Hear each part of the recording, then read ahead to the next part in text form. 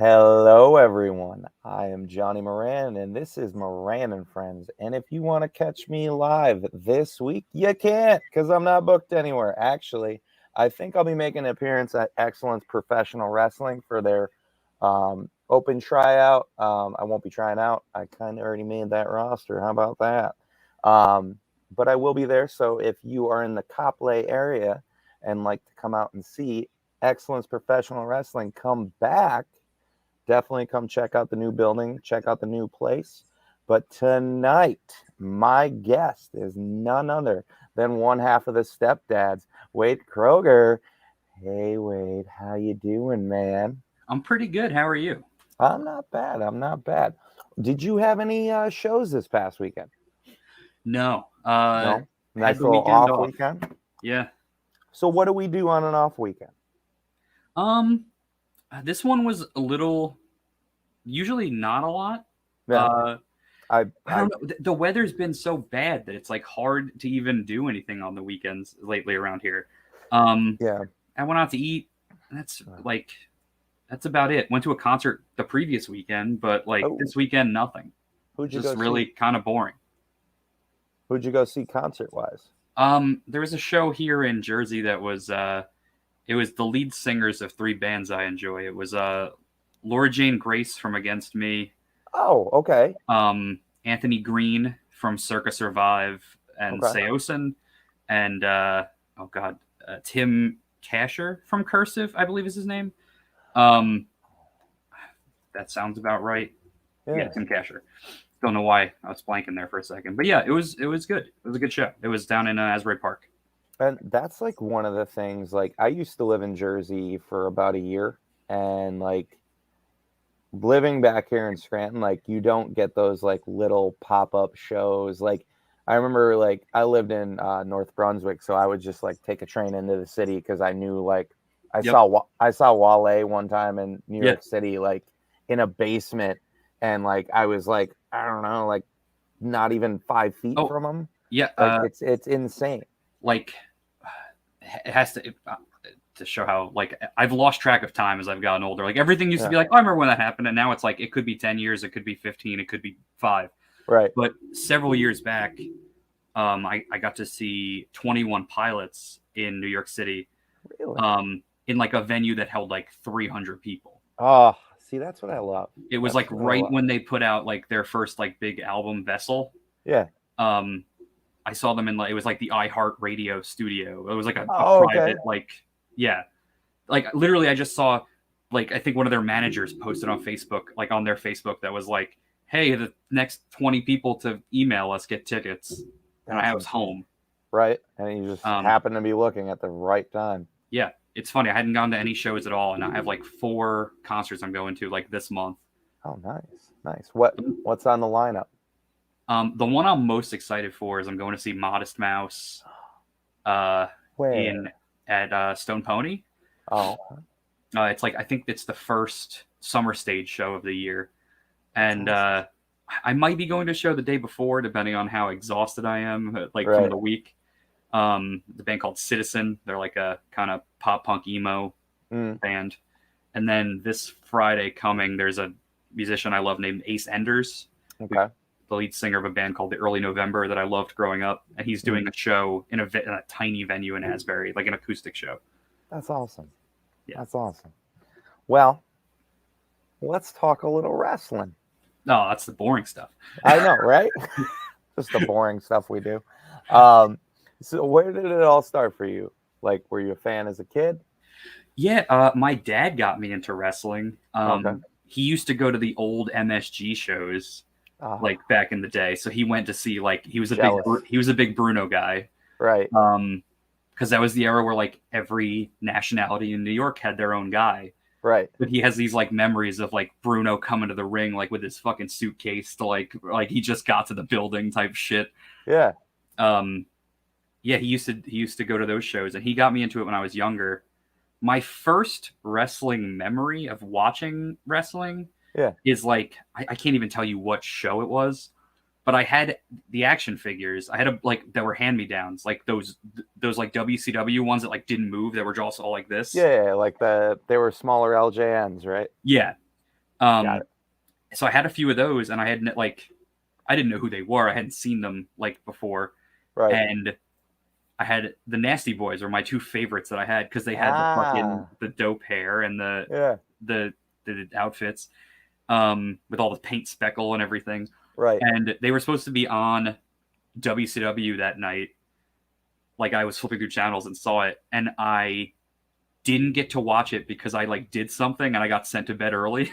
Oh no. So then I never missed wrestling after. I always made sure I would be good and be able to watch the shows. You know what? That's funny because like I still remember this to this day.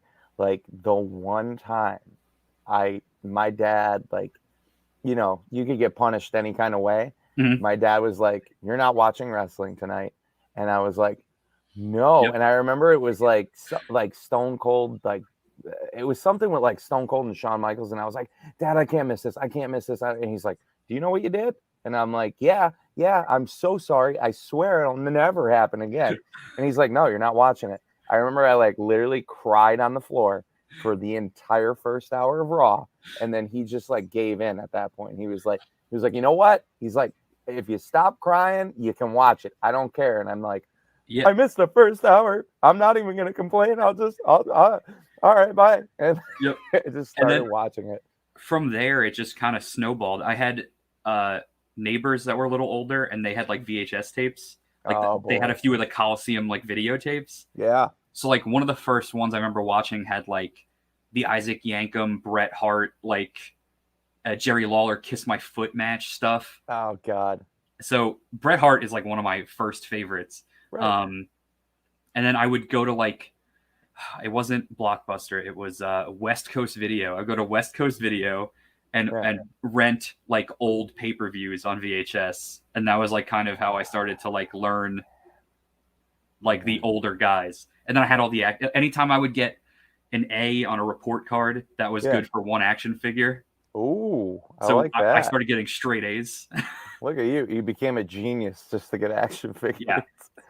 So yeah, it kind of just went from there. I remember my dad took me to a show at like I think like 96, 97 was probably when I first started going to shows. Oh God. The first show I ever went to, the main event was Psycho Sid and God, it was some combination of these four in a tag match: Shawn Michaels, Bret Hart, Stone Cold Steve Austin, Psycho Sid. I think it was Bret and Sid versus Shawn and Austin. That's awesome. That is literally awesome. And then I got to go to SummerSlam '97. Was like the first big show I ever went to. Really? So yeah, I was there when Stone Cold got his neck broken. That and Shawn hitting Taker over the head with the chair. Yeah, I got to see my man Bret win the belt. Yeah. And that's also the show. It gets overlooked, I feel like, but because of other stuff that happened in his career. But it's the show where Mick Foley superflies off the blue cage. Yes, it really does. You know, you bring that up, and I remember that night, like that being like such a big deal. Yeah. And like every time they talk about it, they talk about the turn with Shawn and Taker and the Austin injury, and they kind of gloss over that, but that was like a huge moment. Yeah, that was such a cool show for me because as a Bret fan, there was the Heart and Soul pay-per-view. Yep. So like you had Bulldog and Shamrock, I believe was one of the dog food match. I was gonna say, wasn't it like for dog food or something? Yeah. And then Pillman I know was, I don't know if that was one of the ones he didn't show up to, or like I know he was supposed to be on. I don't remember if he actually ended up being on that show. Yeah, I don't remember a Pillman match. Like thinking back on it, I remember those three matches specifically, and the Bulldog one because of the dog food.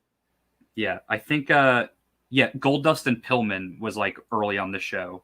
Oh, was that where if Pillman lost, he had to wear the dress? Yes.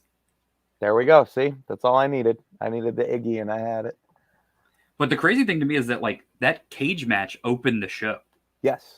Yes, it did. I mean, it makes sense. Like now, as a fan, as like a wrestler, it's like, of course, you put the cage first, and you take it down, and you do the rest of the show. But like at the time, it was like, I can't believe they're opening, and to see the blue cage in person was super cool. Oh man, Like, I never got to see that in person. That's awesome. yeah, I got to see some weird. I went to like some early MSG shows in '98, like too, when I was younger. I remember seeing like Ahmed Johnson and like, I got to see the Legion of Doom in person, which was fucking cool.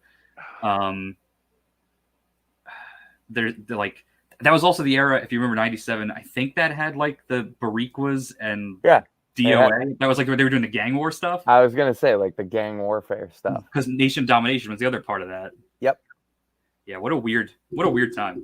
Like that right before the Attitude Era stuff. Yeah, like that was like that's like my heart and soul, because like that's when I like those are about the same times I started going to shows. Like I remember my first main event, it was Shawn Michaels and Goldust. And I remember Shawn Michaels, I was at the CYC, so it's really small venue, and he was like the heavyweight champion. I was like, oh wow, like because like usually at the CYC shows, like you didn't get to see like the heavyweight champion. Like they would literally be at New York or Philly. And we always got like the B or C show. Like now, like learning about it through like Bruce Pritchard's podcast, like we always got like the B or C. But I remember Shawn Michaels, like they didn't have a curtain up for when they walked out. So like they literally were just like hooking the corner. Shawn Michaels sat there the entire show and like just watched all the matches. And I'm like, I kept staring back at him, and I remember my uncle brought me, and my uncle was like, are you going to watch the matches, or are you just going to keep staring back at Shawn Michaels? Like, he's not moving. He's been sitting there the entire show. I'm like, well, at that time, he was like my favorite wrestler. I was like, but Uncle Kevin, he's like right there.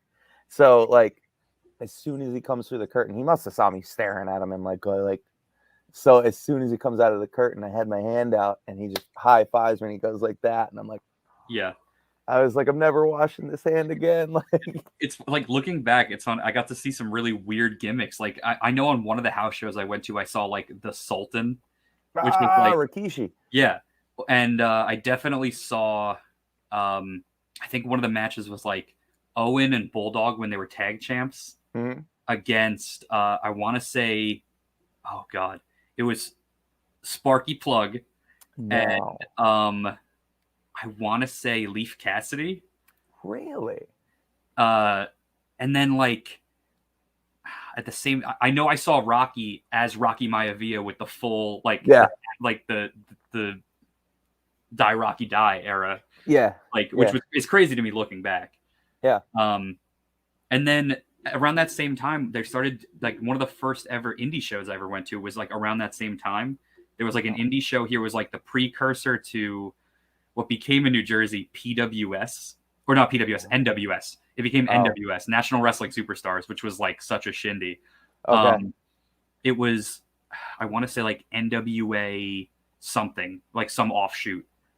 But I went to the show because it was like literally down the street from my house at a school, Holy Family Church in friggin' Hazlet, New Jersey, which isn't there anymore. And I remember begging my mom to take me because this was 1998 and Sid was on the show. It was when he was in between, like he wasn't in the big companies at the time. Please tell me Sid's a guilty pleasure for you too. So like getting to see Psycho Sid on like this small show was such a crazy thing in like a not even a high school, a grade school gym. It was him, I want to say, against like Doug Gilbert. Like it was something super random. And then the main of that show was Bob Backlund in 1998. Stevie Richards had a ladder match on that show. Like what? Yeah. Insane. That's insane. There's a local Jersey guy who was on that show who's still wrestling too, actually. Crowbar was on the show. And this guy named Slayer, who is like a New Jersey. No. I've wrestled Slayer, so that's awesome. He was on this show in 1998 that I went to, and he's still going, and he still looks the same. He's still just as ripped up? Oh, yeah, absolutely. Absolutely. Oh, man. I, like, as a kid, I just wanted to get that fist bump from Sid so badly. He never came to the CYC. Sid's a guilty pleasure, too. Yeah, I love Sid. I'm happy. my biggest guilty pleasure wrestler of all time is like blowing up in popularity right now, Buff Bagwell. Oh. I am the biggest mark for Buff Bagwell, and I always have been since I was a kid. The stepdads never worked Buff? I was supposed to tag with Buff one time. There was supposed to be a show that Rad couldn't make it to. Oh. And I was supposed to tag with Buff as the Buff Daddies. How did this not happen? He had to cancel. Son of a gun. I'd write a complaint. I'd email him. Strongly worded letter. Well, you know, it was supposed to happen at NYCW. At the Hall of Fame show? No, before that. Oh, okay. Okay. At one of the Accelerate shows. But like early on. So, I know that you just said independent wrestling. Yeah. And see, it wasn't a like thing around here that I knew of until I was like in my 20s. Mm-hmm. But I also know that you used to take photos. Yeah. Yeah, I was. So how did you get into that? So I started always bringing my camera to shows. Mm-hmm. Even before I had a digital camera, I would take a film camera to shows and take photos from the front or second row or wherever I was sitting. Oh, wow. And I ended up going to school for photography. I don't really pursue it anymore. It's kind of disheartening when like my phone takes better pictures than my camera at this point. It's just easier to carry around. Right. But I started doing it from ringside, and then at one point there was like a show maybe that had, I think it had like crazy weather or something, and a bunch of the photographers couldn't make it. So I was at a Jersey All Pro show, and I had my camera, and Fat Frank was like, "Hey man, hop the rail, take some photos. We don't have photographers." So I did, and then I ended up doing it for like several years after that for like them, Chikara, a few other places. So like, all right, when Fat Frank comes over you and he says this, like, how scared were you? Because like, not scared. I was gone, bro. I was hyped. Really? Yeah. You weren't nervous at all. Like you weren't like, shit, I'm gonna stand in the wrong place. No, because I had watched it enough, and like I had seen the photos that other photographers had posted, so like I kind of knew where to be. Okay. The thing that scared me more was like doing the posed shots with the wrestlers in the back and like asking them to like do like photos with the belts and stuff when the title changed. Because like I didn't know how to approach them, you know what I mean? I was like, it's like, oh yeah, I'll just walk right up to Necro Butcher and ask him for a posed photo. That's insane. So what are some like photography stories that you have from those days? My favorite one is I went into, it was at the arena in Philly. It was New Jersey. It was Jersey All Pro anniversary show. I want to say like 13th anniversary show, somewhere around there. Oh wow! And they were doing a double shot, and it's stacked card. I don't know if you've been in the arena. The locker room's like kind of tiny, and it only has one way in and one way out.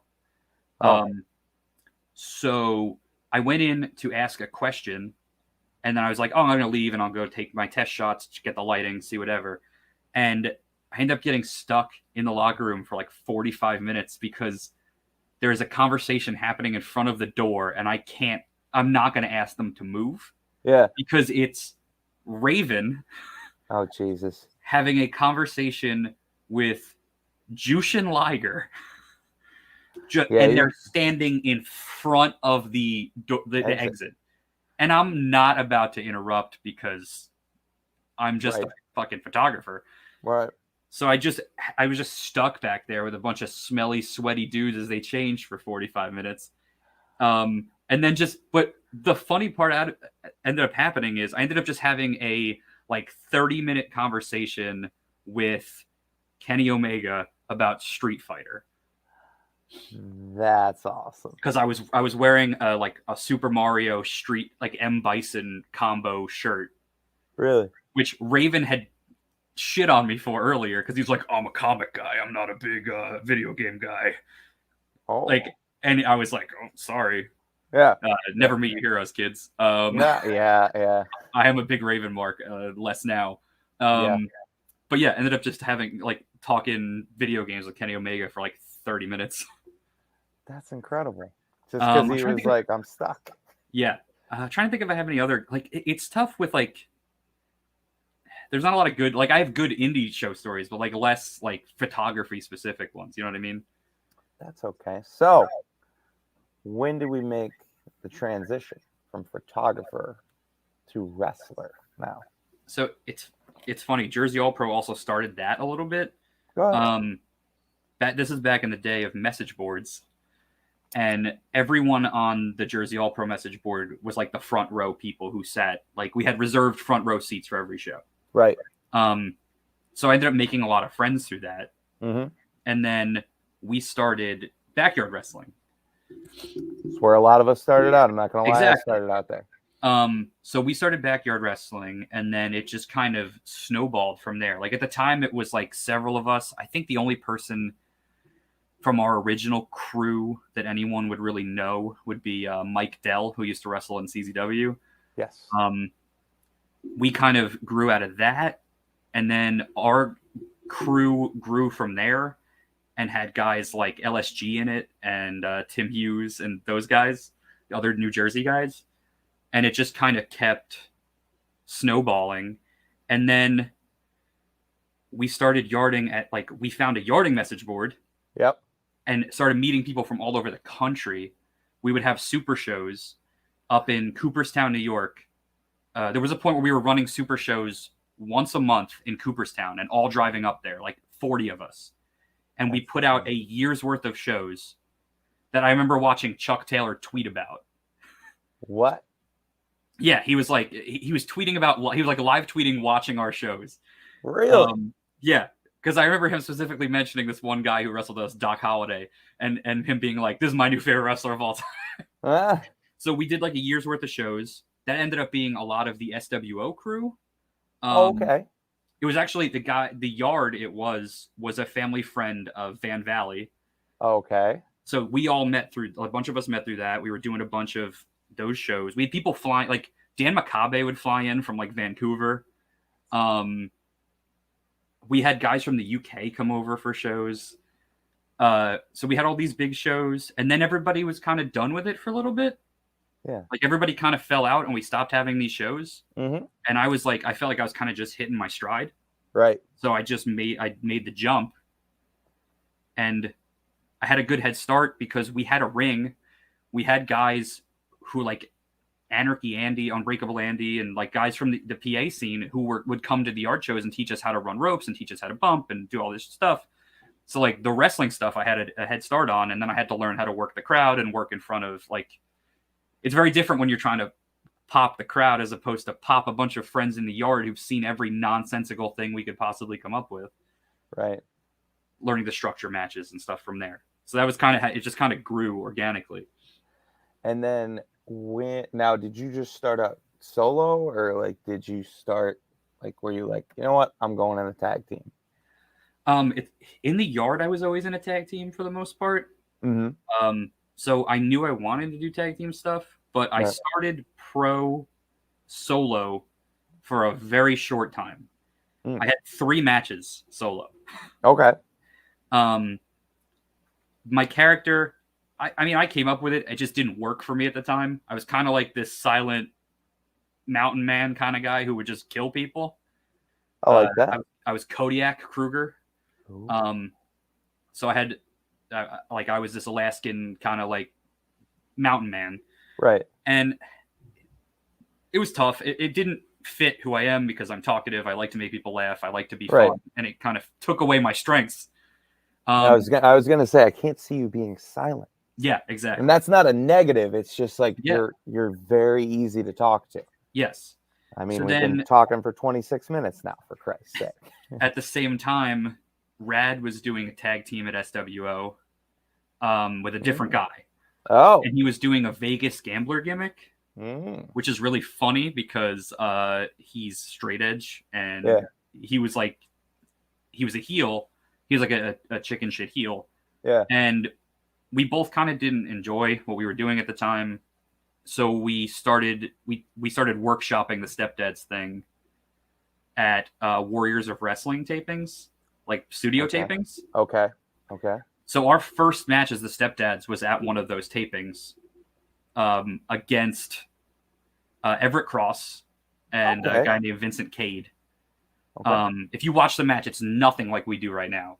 Rad's doing like poison ranas and stuff, and I'm like, it's like no character work. We kind of had no idea what we were doing as a tag team yet. And then the same day we wrestled Logan Black and Mr. Grimm as a tag team. Oh, jeez. And man, in all the years I've been wrestling since then, last 6 years, I don't think I've been hit as hard as I was hit by Mr. Grimm. I was gonna say, yeah, that's usually the forte there. It kind of opened up doors for us because Mr. Grimm put in good words for us when he found out it was our second match as a tag team. Like that day, he kind of opened some doors for us to go places and try and keep workshopping it. So, and it just worked. That's awesome. So when you guys are trying to figure it out, like, especially like, did you call yourselves the Stepdads that first Warriors? Yes. So, and there was no like gimmick to it yet at all? There was. It just, we didn't work it, take it as far as we should have. Okay. So like, yeah, that first one, we were kind of just feeling things out because it was our first time tagging with each other at all. Period. Yeah. And then we kind of just kept growing it at those shows and going further with it and further with it because the Stepdads, my tag team in the yard was actually called the Stepdads, but we didn't do the gimmick. It was kind of more of a cocky heel thing. It was, we're the Stepdads because we beat you and you hate us. So we would come out in like polo shirts, but like that was as far as we took it. Right. And then we realized how far we could take it. And then the gimmicky stuff was a good way to hide our deficiencies in the ring at the time. Yeah. And then we just kept growing it and growing it and growing it. Oh, okay. So once you try it out at Warriors, then you come back home. What are you guys thinking? Like, are you guys like, what can we do to make us more gimmick or like get this gimmick over? Like what's the breakdown when you get home? I mean, we definitely were trying to, I feel like our first thought was like, what can we do to take this like, and make it so like you immediately know who we are, like within the first minute of the match. Right. And we kind of took it from there. I mean, when we thought about it, the original thought for the gimmick was like, what can we do where the crowd will remember us? Right. Because we're probably just going to get squashed a lot. Oh, come on. Because we figured it's like, how can we be memorable? Like, we looked at it as like, because we had heard horror stories about the indies from our friends from like 10 years ago who tried the indies and then came back to the yard because it was a very different scene. Right. So we're like, oh, we're just going to get squashed for a bunch of years. We're comedy guys. We're not in great shape. We're kind of new. We're like, how can we be memorable in the minute before we get destroyed? Oh. So that was kind of how we looked at it. So then where do you go for more after Warriors? Like, where do you start workshopping this new gimmick out at? One of the first places that gave us a shot was called Nova Promotions up in Rhode Island. Oh, yeah. That's a little bit of a hike for you guys, right? It was, but you know, we're right. Beggars can't be choosers right away. We went there a couple times, tried the stuff out. One of our first matches was against a guy who is up in Limitless now, BRG. Okay. We were wrestling him in an old gimmick he was in. From there, we kind of branched out to a place called House of Bricks up in Massachusetts. Eventually, we ended up getting a call from Sean at True. Yeah. Who was like, hey, Sean and Clay had wrestled Rad and his old partner at SWO. Okay. So they kind of knew each other. They knew me. I was there that day. And they were like, hey, we want to bring you guys in.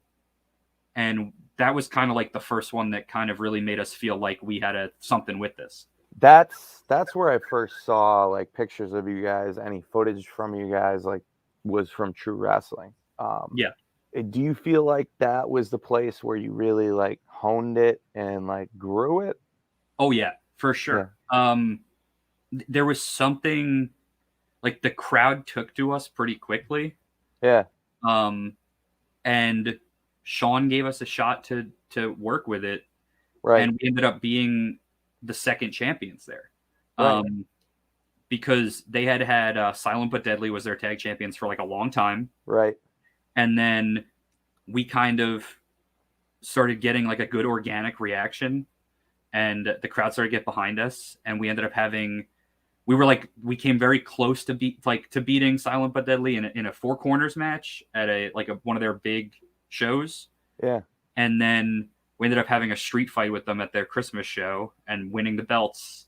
And that was like maybe a year into us tagging, and that was kind of like that moment of like, hell yeah, we've done this now.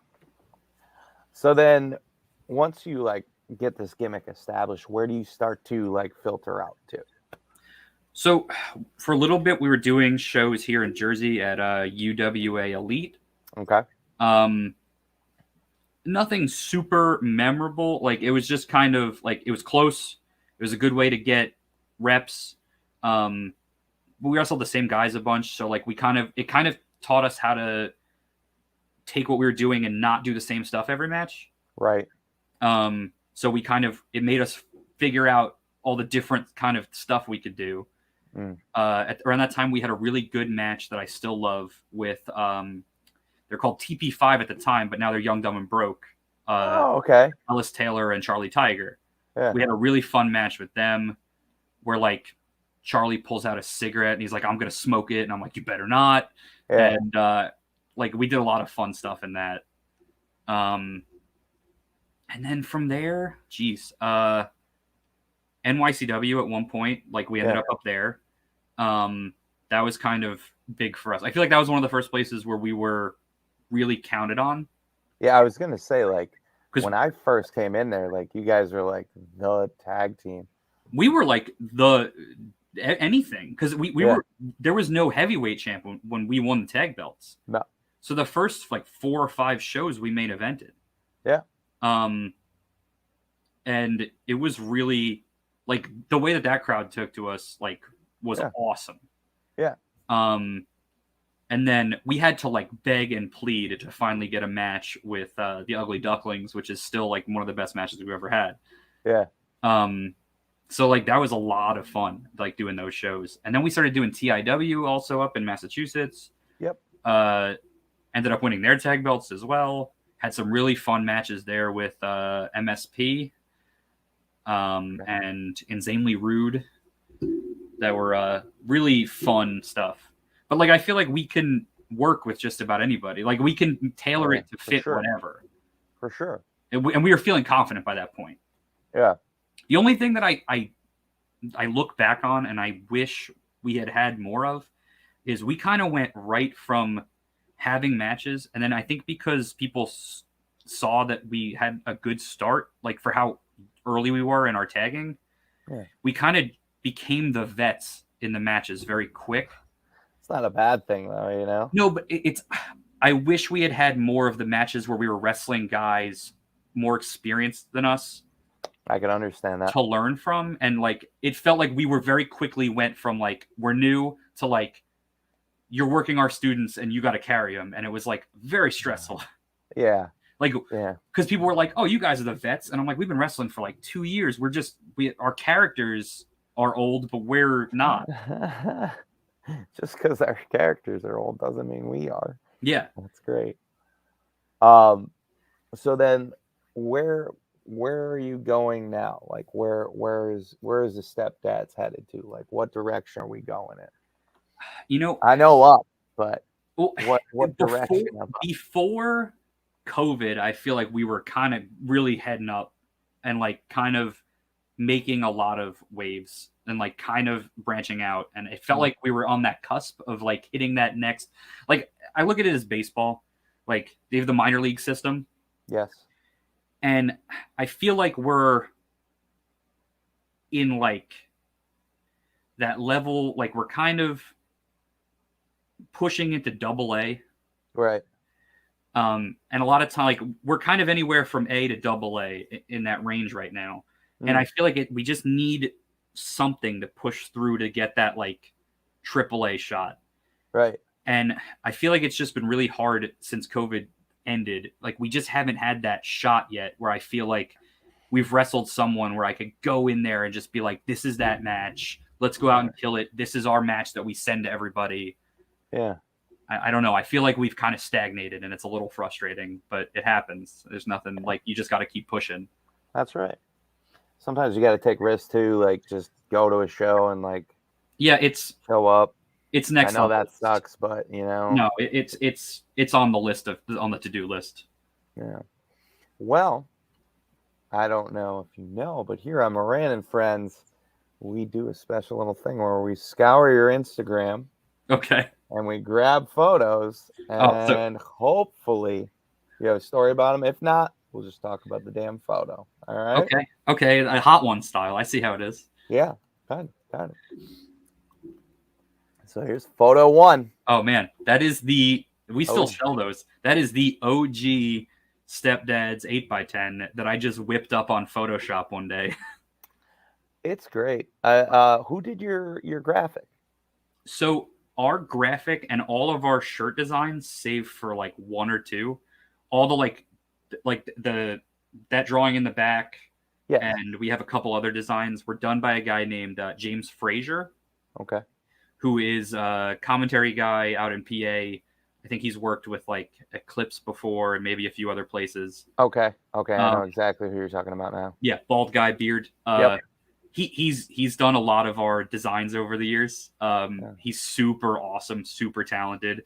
We kind of throw an idea at him and he runs with it. Like I have an idea for him that I need to send to him soon because I just had a really fun idea that I want to get made up.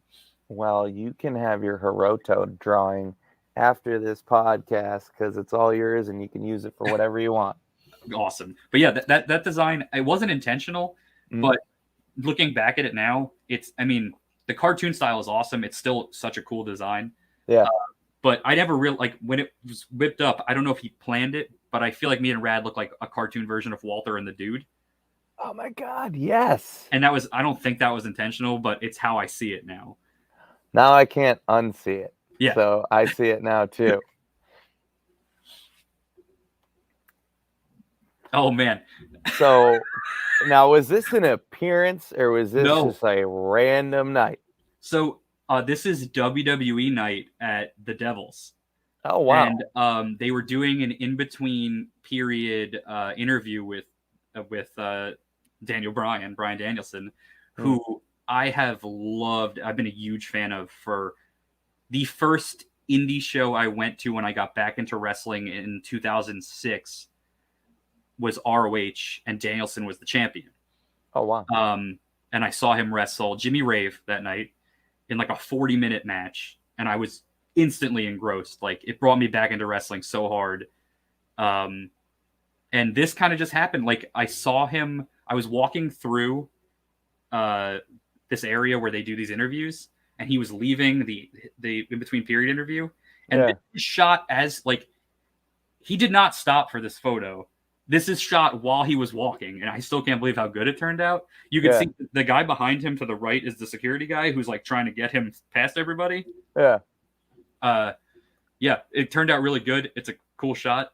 From a year or two later, I have a similar shot with Becky Lynch as well.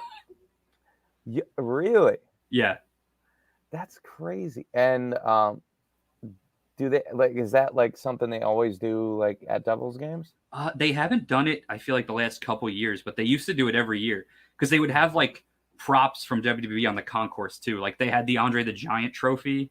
Shut up, really? And they had like a Money in the Bank briefcase and like a bunch of other stuff that I can't remember off the top of my head, but they used to, like, I think maybe Undertaker's jacket and hat might have been there. It was kind of like a roving like little museum thing. Oh, that's cool.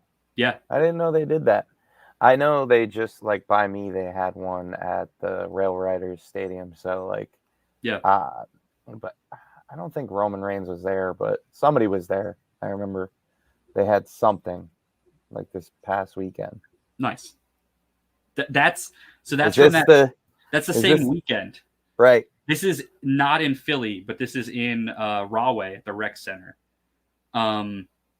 I was doing photos for this show, and I had to ask for a photo because, like, it's Liger. Like, when how else could are I you gonna not? have this opportunity too? Like, you know what I mean? Like, I still have that Yankee jersey. I just wore it the other day, and the shirt underneath, I don't know if you could tell from this, is a Big Rig Brody Lee shirt.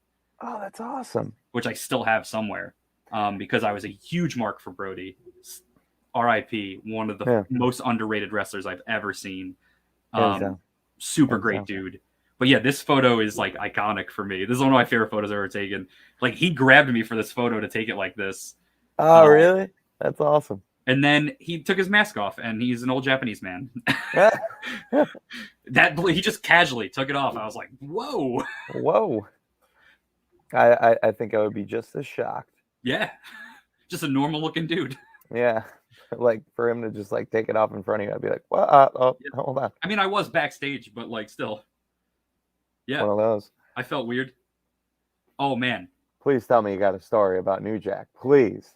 So this was at a benefit show for Low Life Louie.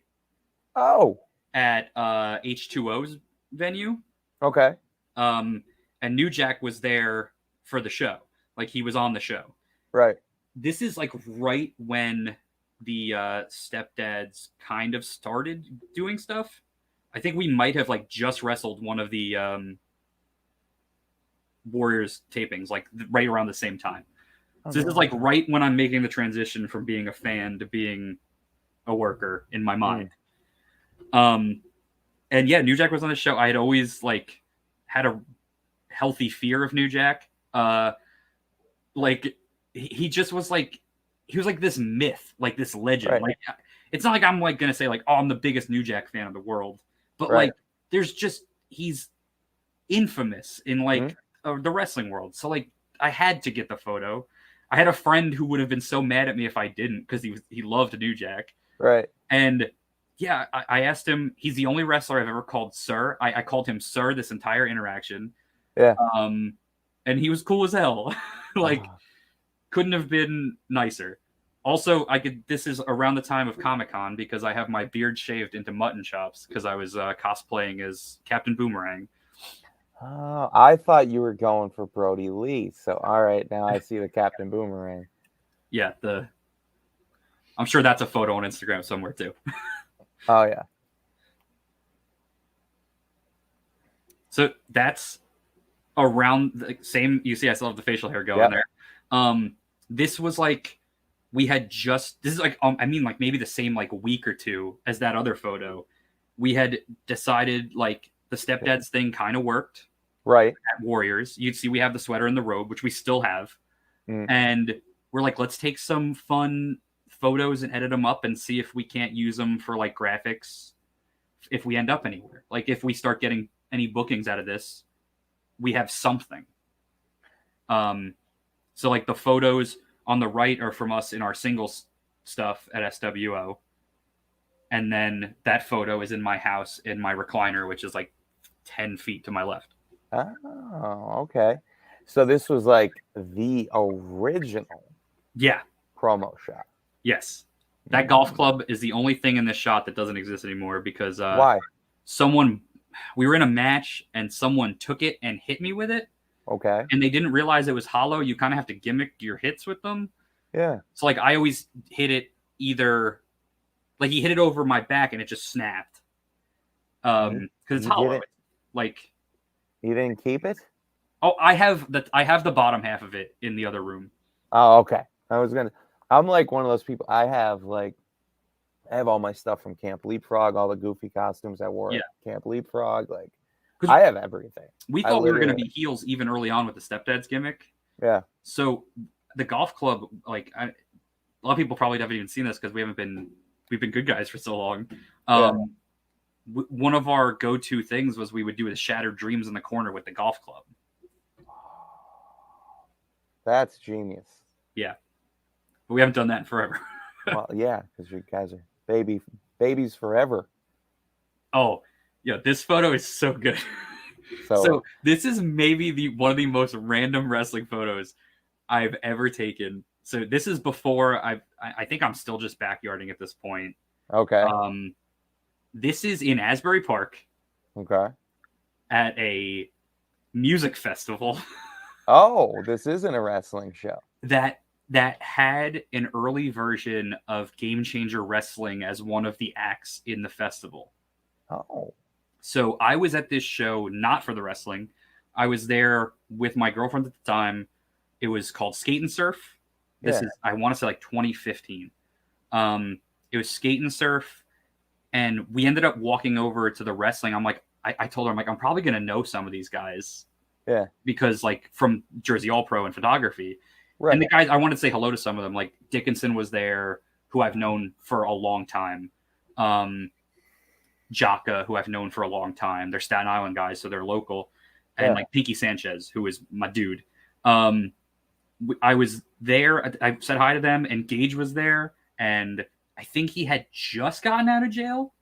Oh. So he's, like, fresh back to wrestling at this point. And I was like, I have to get a photo because I have another friend who is the biggest Nick Gage mark since like 2012, 2010-ish. And I was like, I have to get this photo to send to him. And it came out so good that I posted it. But like, I'm listening, like there's like the Front Bottoms are playing like while this photo is happening. It's like the most random mashup of like pop punk festival and Nick Gage. That's insane. Yeah. It's so random. I think the only way to top that is. Yo. Yeah, baby. Let's hear the story about this one. So, first of all, the Jets hat, that's from my dad trying to recruit me a little bit. Not a Jets fan. Yeah. And the Hurricane shirt is classic. But yes, this is, I have to be like either 8th grade or freshman in high school here, like somewhere around that time. And this was that shindy I was talking about, NWS, National Wrestling Superstars. And they brought in Dusty Rhodes. They brought in Dusty as a guest. Damn. And this is a classic. Like, I don't know if you could tell from this. This is a Polaroid. Yeah. That's signed at the bottom. But yeah, I was like, I saw Dusty was there, and to me, I was a big mark for Dusty as an announcer for WCW because I was too young to have seen his wrestling stuff at this point. Right. But I loved Dusty. I knew he was a legend, and I was like, I can't pass off this opportunity to meet and get a photo with Dusty because he's a legend. Like, even at this age, I was like, he's a legend for a reason. I mean, that you're so lucky that you got to meet Dusty. Like, I got to meet Flair, and I mean, he was incredible. But like my whole life, I love Dusty and the Polka Dots. Like that was Dusty to me. And I had like one NWA tape. It was like Starrcade '87. Okay. Where he wrestled Luger. So like I was like, why isn't he wearing his polka dots? Because like I saw my brother had all these Saturday Night Main Events on tape for me because he's 10 years older than me. So I would always watch Dusty and the Polka Dots, and then I'd always watch that one NWA tape I had, and I'd always like wonder why he wasn't wearing the polka dots. But then like when I got older, I found like all the NWA stuff he did. Yeah, and he's one I always wanted to meet. So you're so lucky that it's such a cool. It came out so good too. Like it's such a good photo. I have a few Polaroids from this era because that was the era of like pay $10 get a Polaroid. Right. So I know I have one with him. I have one with Tito Santana somewhere. Oh, that's awesome. And I have one with Buff Bagwell. Yeah, man. Because he did like a local show here in my town. Oh. I had to get the driver in there for you. Oh, of course. So that's against a guy who's been on AEW recently on Dark. Mm-hmm. Most recently got knocked out by the heck's the guy's name? Agogo? Is that like what the heck's the guy's name? The Anthony is that like whatever the heck is. I'm the worst with names. Right. Anthony Ogogo. Yes. Ogogo. What I don't know how to pronounce it off the top of my head. But yeah, a guy named Goldie who wrestles down at the Monster Factory. And this was a recent match, or maybe a year ago at this point, or ish, that we had at UWA Elite. And it was like one of our first matches back. We wrestled Goldie and Wet Brett Waters, the Golden Era. Really good dudes. Highly recommend watching out for them. They're awesome. Yes. And this, I mean, the driver has always been. I was a big mark for Too Cool. Yes. So this is the Rikishi driver to me. Yes, it is. Like I know, even though I'm from Jersey, like you would think it would be for Bam Bam, but right.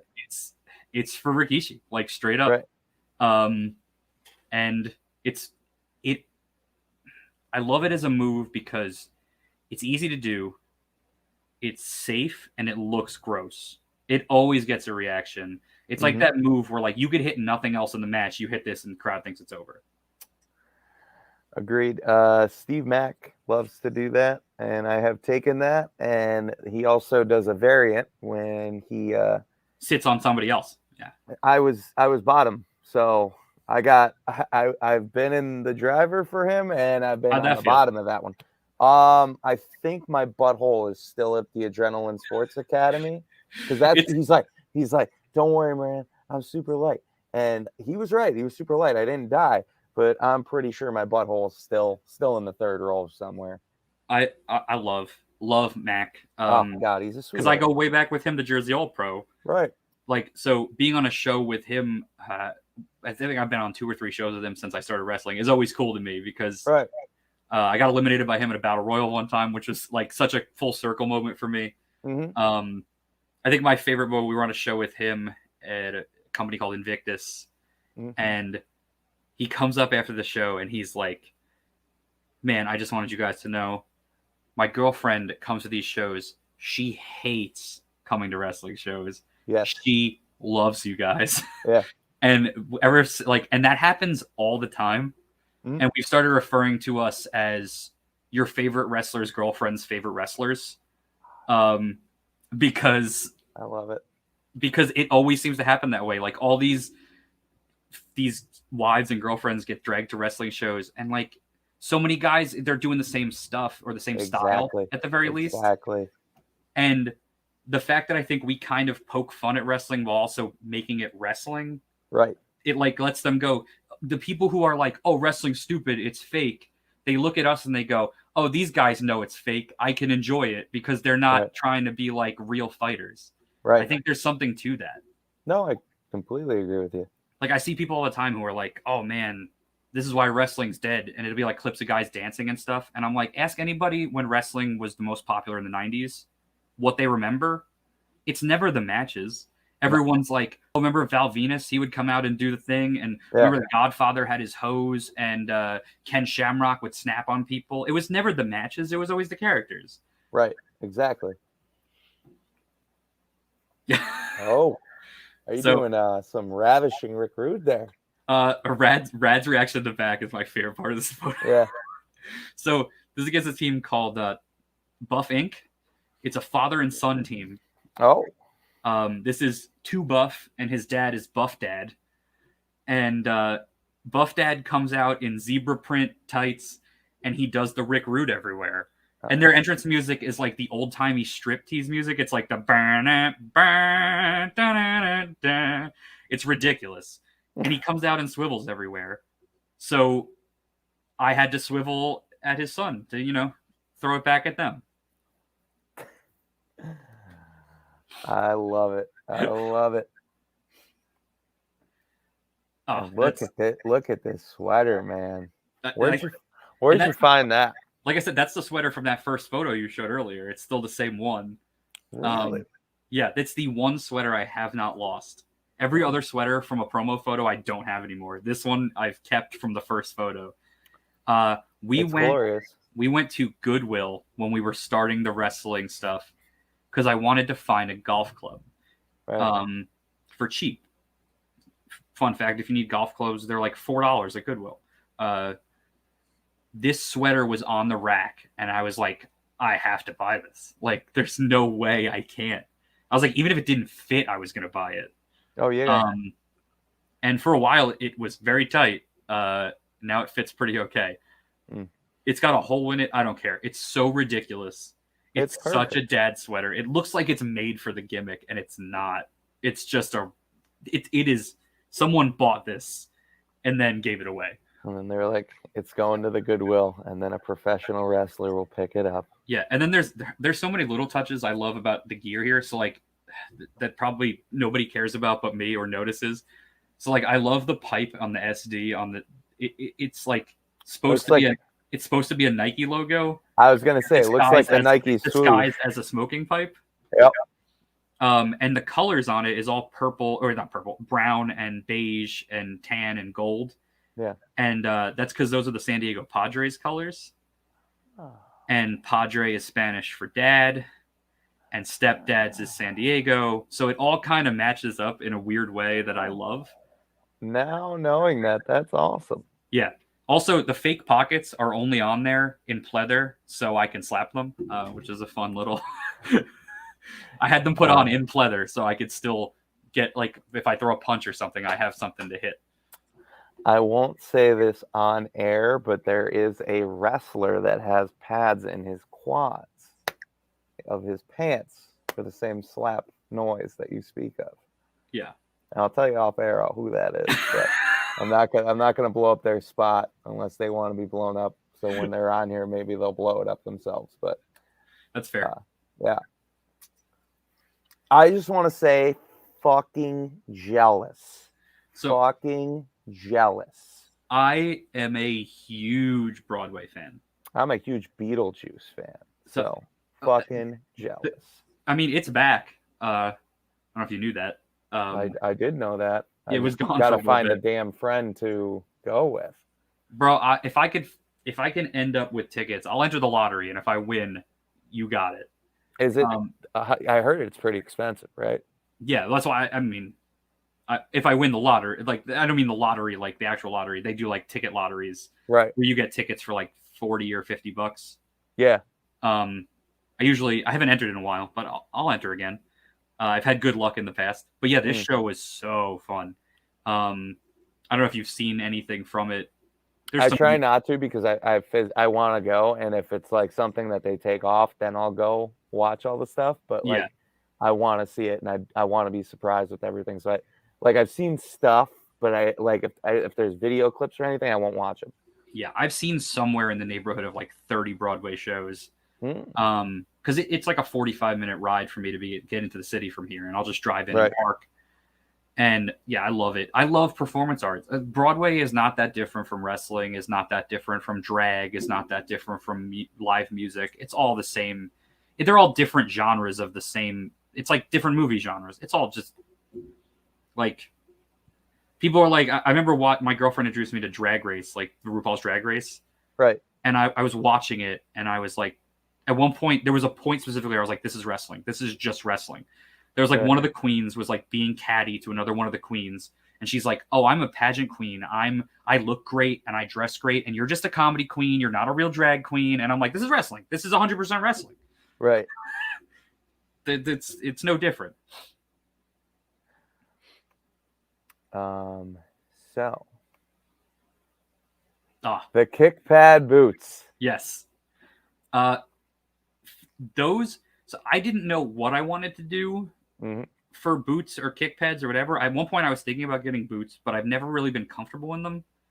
Yeah. And Rad found these on eBay. Oh. And I was like, yes, perfect. They're perfect. Like, or I immediately were ordered. I have to fix them. One of the holes that holds the laces just got broken last match we were in. Ah, dang. But I'll glue it and it'll be fine. But yeah, they're so ridiculous. I love them. Yeah. They're also the inverse of Rad's boots. Rad has white with the black. So it kind of contrasts really nice. Yeah. But yeah, they're so silly, but they're perfect. They are. They're like, our whole thing with the stepdads is not like, so there's another wrestler who does a dad gimmick named Dan the Dad, who I love. Think he's great. Think he's hilarious. But he's like the stereotypical dad in a wrestling ring. And we were trying to go differently of like, how would a dad dress and act if like on the weekends they were a wrestler? Okay. So we didn't want to take it as like, oh, I wear khakis and I like, because that's just like, it's not what if a dad was going to play softball, he wouldn't show up in his like New Balances and like he would wear something that fit. So we were just like, what's something that in the design sense that a dad would pick, and kick pads that look like boots are like perfect. They're like they fit that to a T. Oh, that's great. This Giving is the old powder to Big Aaron Nasty. That's the match. That's the match where we win the tag titles for the first time that I mentioned earlier. Great shot. Yeah, I mean that's pin hat, so of course it's a great shot. Yeah, it's Aaron wanted to do this spot with the powder where he was going to throw it on my face, and I hit it back into his face, and the shot is so good. I love it. Love wrestling Aaron and Silence. They're great guys. Yeah. This was such a fun match to put together. I don't know if you could see in the back behind Aaron in the Yankees hat is Shane Fair. Oh, really? He actually, like, we've known Shane since we started, kind of. We kind of crossed paths. And he's like, oh, I want to come out to a match that you guys are doing. And I was like, well, if there's ever one, this is the one. This is it. And Shane came out and watched. This is before he was doing any of the ring announcing stuff. And he came out to watch us win the belts. That's crazy. Now, how did we come up with this? How did we come up with the See, I mean, this is what we just sit around and brainstorm all the time. Just nonsense. Dad Generation X, like, I can do the Road Dogg intro really well. Like, for our backyard shows, I used to be our ring announcer. Okay. So I have the ring announcer, the ladies and gentlemen, boys and girls, children of all ages. Like, I can do the voice. So that is fantastic. So we just took it and kept running with it, and we ended up with Dad Generation X, and we came out with glow sticks, and we had the shirts. We got 2 words for you. You're grounded, because we knew we couldn't say suck it, because, like, you know, that's 25 cents in the swear jar. So we just kept running with it. We became the old age in-laws. Like, it was a whole nonsense. And I love it. We do it every once in a while. It's like if we've been at a place for a while and we don't have an idea for what we want to do for like an intro, we'll bust this out every once in a while, usually once or twice a year. Pretty epic. Not as epic as this goddamn line, though. That's my favorite. I think that might be my favorite wrestling shot of me ever taken. That was in a tables match against the Kings of Mustachery. Yes. Where we actually lost the tag belt. So that was the end of our tag title run. Yeah, the beginning and the end. I love the match. The ending, I got put on a table and it broke before anyone hit me. Oh my God. Hang on. Time out. We're brothers in that. So I have so many good stories for this match. You have no idea. So I'm so glad you picked this photo. Same concept. I was laying on a table waiting for an elbow drop. Me too. And boom. Yep. And I remember Dan Moff was at the show. I am ready to find a bridge to like jump off. Same. Like, I am so miserable. And Dan Moff, you know, massive human being, probably one of the most terrifying human beings in wrestling, literally just grabs me and like, he's like, I see you. He's like, do you know how many times that's happened to me? He's like more than I can count. He's like, I can't think of the damn baseball player that he said, played for the Dodgers. I could literally see the guy. I can't think of his name. I think Pedro something. Anyways, he goes, he had short-term memory loss. He's like, it's in the past. You can't change it. It's over. No one's going to remember it in 3 days. Yep. He's like, they're going to remember your next match. He's like, put it behind you. He's like, don't walk around like that. Yep. What happened in this one was we had a few tables that had the braces taken off and a few that didn't. Yep. Same. And accidentally used one of the tables earlier in the match, and the only one we had left was one of the non-braced ones. Mm-hmm. And I laid on it and I could feel it going, and I tried to keep my foot on the floor. Yep, same thing. And luckily it worked with the way we had the match. So what happened was I picked up Ryan Yost, who was in the match, and I hit him with the driver off the apron through a table. But as I swung him around, he kicked the ref in the head. Right. So I put him through the table to win the match, but the ref doesn't see it. So his tag partner here, Johnny, runs back out. That's Tony Deppin's brother, by the way. Correct. For anyone who cares. Not me. Fuck you, Tony. No, I love Tony Deppin. He runs back out, and it was supposed to be like he puts me through a table while the ref is down, and then puts his partner on top of me. The ref wakes up, sees him on top of me through the table. They win the belts. So luckily, the ref was down when I went through the table, on my own volition, because then he just threw him on top of me. The ref wakes up. It ended up being more of like a screw job. Yeah. Because nobody put me through the table. Right. So it worked, but man, it killed me inside. Oh, yeah. It saved me him hitting a top rope elbow drop from the top to the floor though. And I had a broken rib in this match from 3 weeks before. So that would have murdered me. So it ended up, I was okay with it inside. I was totally fine with it. But my favorite thing about that is I'm laying in the table. They've celebrated. They've won. They've left. And no one came out to get me. And I'm trying to sell because he did still run off the apron and hit an elbow drop while I'm laying in the table. It hurt a lot. Right. And I'm trying to sell that it was a grueling match. I'm down. I'm in the table. Chris Decker, who was reffing at the time, runs out. And he leans in. And he goes, "Hey, man, I need you to roll over so we get this table out of here." And he took the table and left me. Oh. And then the next match started. Oh. And I was still there.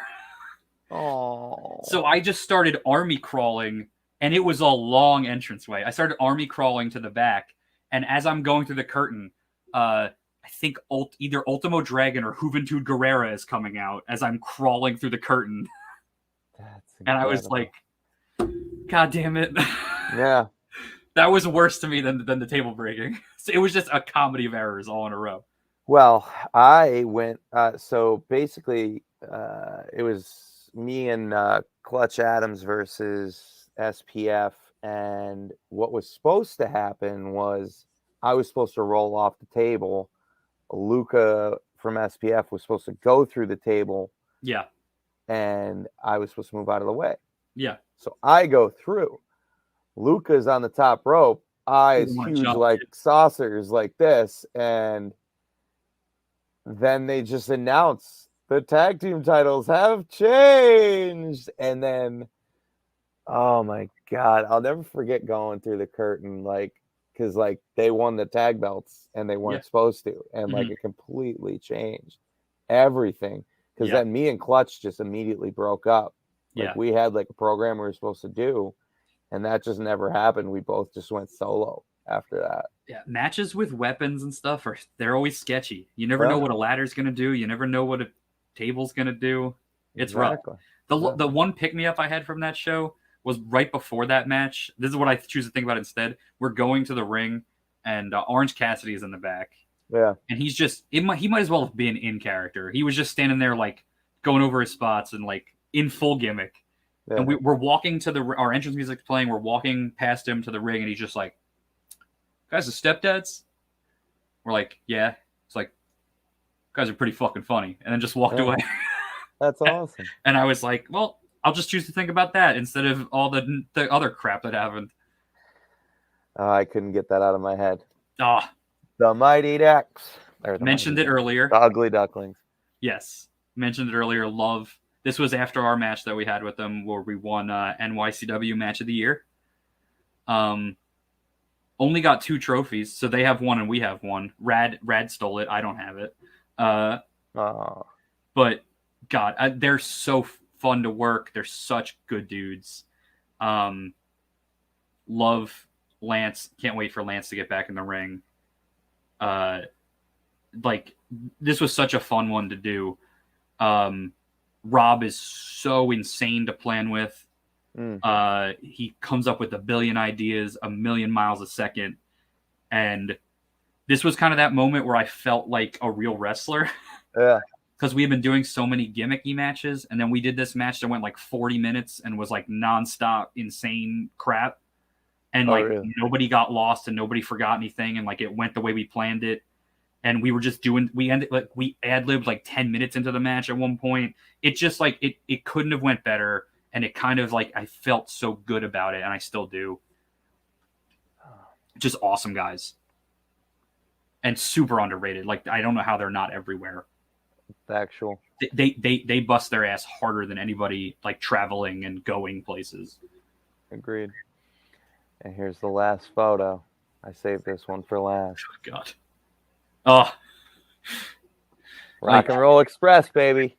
Yeah, I mean, Rad will have more to say about this than I will. He this is his team. Like this is his inspiration. And I was never the old school 80s guy. I was way more of an indie guy. Like for me, my dream matches would be super weird. It would be like 3 count or Too Cool or 2.0 or 3.0, I guess now. Like 3.0 is a legit dream match of mine. But like it's like the Chikara guys. Like and that's the stuff I was into. But this happened and like we got offered it. We wanted to do it. Rad was super excited for it. And I mean, they couldn't have been cooler as well. Like this photo is so funny to me. Ricky is not wearing pants in this photo. We asked Robert if we could get a photo with them after the match, and he's fully changed, and Ricky's just starting to get changed here. And Robert's like, well, if we're taking that photo, we got to take it right now. And I'm like, oh, Ricky's changing. He's like, nope, got to be now or not at all. And I love that, like, all these years into it, they're still ribbing each other. Yeah. Like, because it was 100% just a rib on Ricky to have to take this photo while he's got no pants on. And it's like I'm legitimately laughing in this photo because it is so ridiculous. And like it was such a surreal moment to wrestle. I mean, it's like if you're a tag team, it is like wrestling the Babe Ruth of tag teams. Like, I mean, they're living legends for a reason. Right. I didn't have to take the Canadian either, so. Oh. Although I can. Physically, I've taken Canadians before. I just, this was Rad's match, so I wanted to give this one to Rad. My weird dream match was like a few weeks later when we wrestled Andy and Arbo at True. Oh. Well, Wade, we have reached the end here. So why don't you plug all your social media so that everyone can find you? Sure. I mean, I'm gonna mostly plug the Stepdad stuff because I have stuff, but like it's. My Facebook page is like gone. Yeah. It's like so you could find us on any social media at Stepdad's Wrestling or at Stepdad's Wrestle, all one word. Do not search Stepdad's Wrestling 2 words, like Stepdad's Space Wrestling. You'll get some weird results and people will judge you. So don't do that. And if you do, I told you not to. Warning. Yeah, at Stepdad's Wrestling, at Stepdad's Wrestle. We're on Twitter, Facebook, Patreon.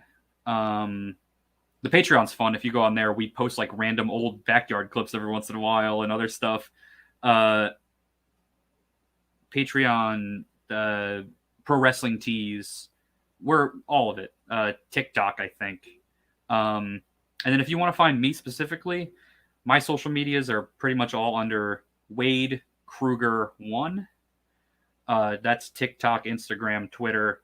I mean, if you really want to watch me yell about hockey, go to Twitter. If you want to see my photos that are a mix of wrestling and other stuff, that's Instagram. And TikTok is a mix of wrestling and whatever weird crap I come up with at any given moment. I like it. Yeah, that's. I think that's everything. If there's anything else, I'm sure Rad will cover it. Hell yeah. He's usually the plug guy. Wade, thank you so much, man. I really do appreciate it. Thanks for having me. I had a great time. Yeah, it was an absolute pleasure. And that is Moran and Friends for this week.